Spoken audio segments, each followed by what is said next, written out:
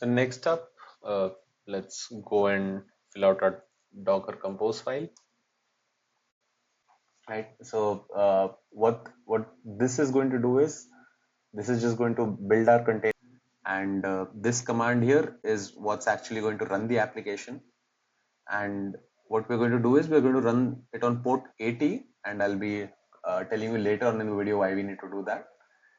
And this command right here exposes the port 80 of the container on port 80 of the machine on which the container is deployed. Now that Docker set up, let's just go and try it. So to run any Docker Compose based application, all you need to do is run Docker Compose up and build it.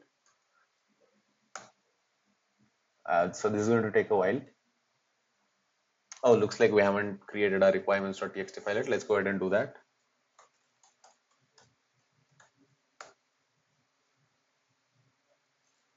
And we're just going to be putting FastAPI here since it's our only dependency right now. And yep, our application should be running on port 80 now. Let's go ahead and check it out. So port 80, let's change that. And there we are. And we get a response as expected. So now we're done with the second step of Dockerizing. Let's move ahead to how we can go about setting up a GCP VM.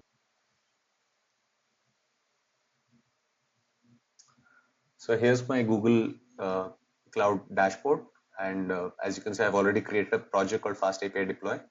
Now all I need to do is create a VM. So we're going to use the most basic specs. We need to enable Compute Engine API first.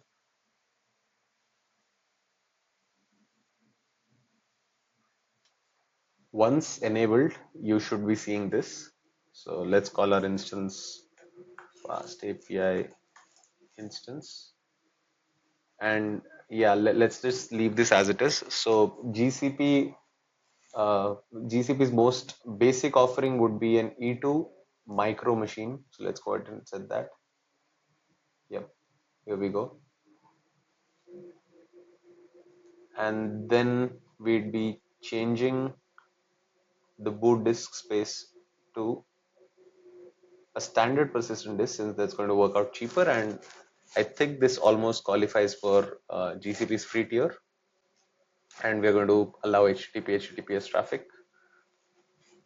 This you may or may not check, shouldn't matter for this tutorial. And everything else you just leave it as it is. So this is going to give us a very basic VM instance. Let's go ahead and create that.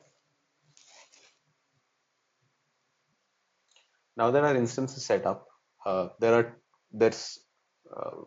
going to be assigned an IP address, and this is something you should note down because we are going to be using this a lot later on.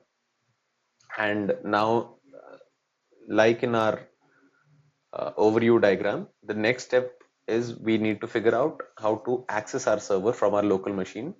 And why we need to do that is so that we can deploy code from our local machine to the server and run it there.